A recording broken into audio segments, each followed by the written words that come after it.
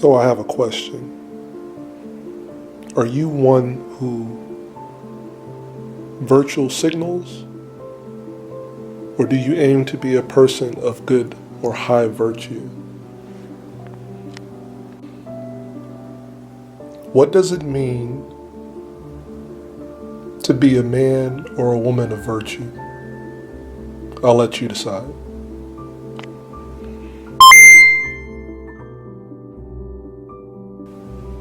Let's review the definition briefly. Virtue: behavior showing high moral standards. Maybe, just maybe, it's time to revisit this idea or behavior.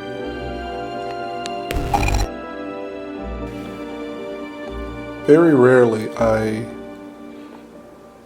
agree with people in high affluence, but I have a notion that I agree with Elon Musk on, and it's this. I want to do good, not give a perception of good.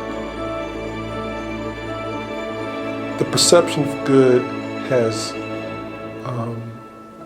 taken over mainstream, where people are not really doing anything. They're just showing you the idea or showing you or giving you the inclination that they're doing good. But behind closed doors, they're doing the opposite.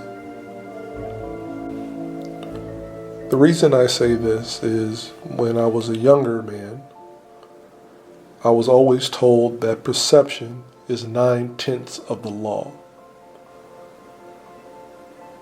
And often we watch people give the perception of doing good just to find out later on that it was just a show.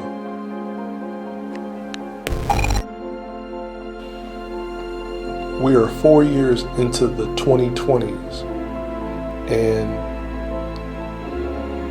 it's being revealed that many people who reside in a position of influence are not the people that they say that they are. I may not be a man with power and influence over many, but I can set an example for the people that I care about and my peers. My father always tried to find the good in people, and I admire that, but I'm not like him in this regard. My reality is similar to a mirror, and my efforts or deeds appear to return to me within a season, as if I am reaping what I sow. I aim to do good in all things. I'm just cognizant of my darkness and the darkness that I see in others. Forgive me for being a cynic or being cynical, but this and my satire is what keeps me from growing or going into madness, or to hold the madness at bay.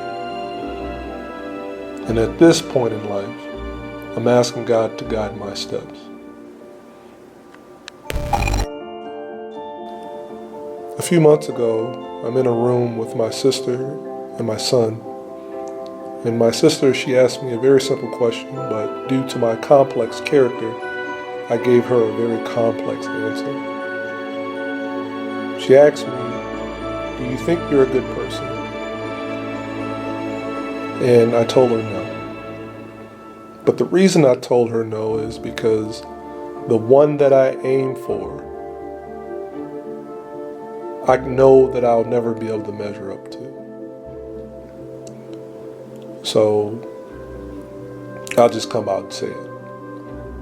The highest example of good that I've ever seen across all domains of religion, academia, is the one they call Jesus. I'm nowhere close to where he aimed or where he was.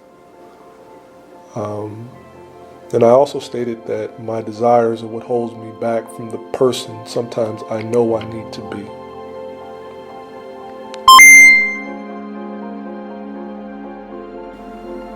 Desire makes slaves out of kings, but patience makes kings out of slaves.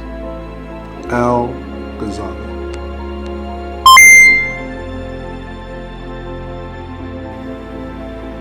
There are many in number that roam the earth that aim to bring out the worst in people, to steal, kill, and destroy.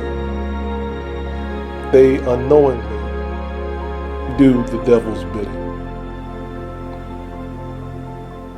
And with that being said, I aim to be a person that wants to hold the chaos at bay, similar to my father. I want to be an instrument for bringing out the best in people and to be an antidote to the chaos that ensues us every day.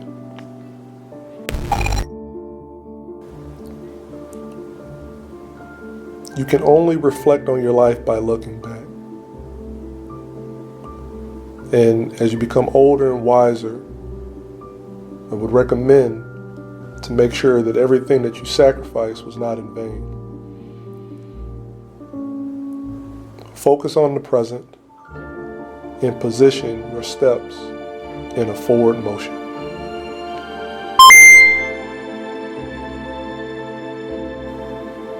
Proverbs 25, verse 28. He that hath no rule over his own spirit is like a city that is broken down and without walls.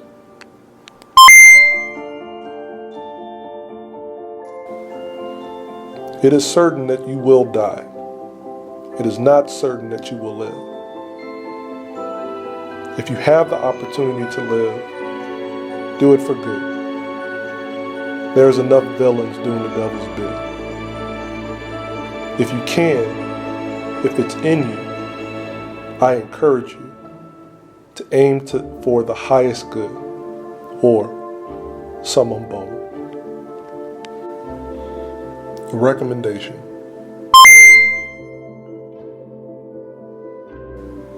Develop a realm of self from within, where the ambition of self-actualization can flow outwardly instead of absorbing the external world and the falsehoods of this age.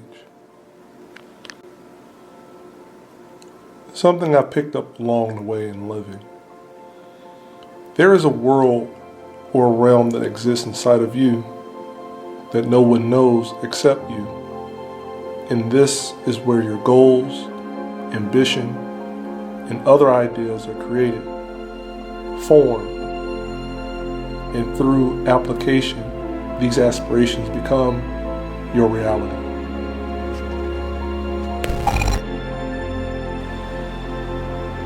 Deep down, I think all people want to do some good, some more than others. But if we're going to do good, perhaps we need to look at who are we affecting.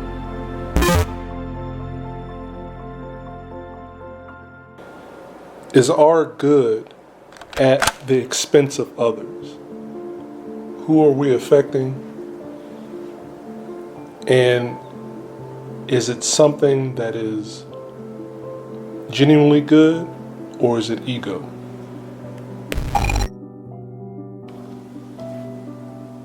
If God needs willing instruments to carry out his will in the world, how can this be accomplished? How can this be attained?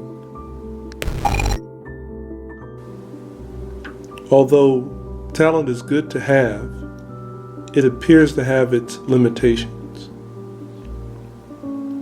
The only thing that can compensate for this is discipline. Discipline can go a long way in this world. It is said that I'd rather have the pain of discipline than the pain of regret. With this line of thinking, discipline is like an instrument that is well crafted, and in any science, this discipline will separate the professional from the amateur. And as time progresses, discipline becomes something reminiscent of a finely sharp blade. And this blade can pierce through any surface.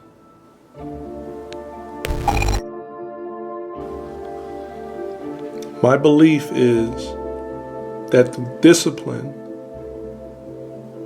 there can be a revamp or a idea of bringing about a good, and a good that can benefit all people, a good that can cut through all the darkness that's in this world. And that good can manifest itself into being the highest good. And the highest good will bring edification of God. It will bring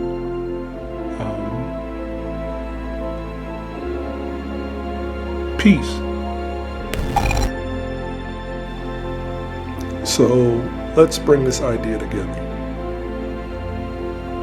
By being virtuous or a person of virtue, you can create a new reality or new possibilities, not just for yourself, but everyone around you. By aiming for a higher degree of good, you forge new possibilities and a new standard of approaching life.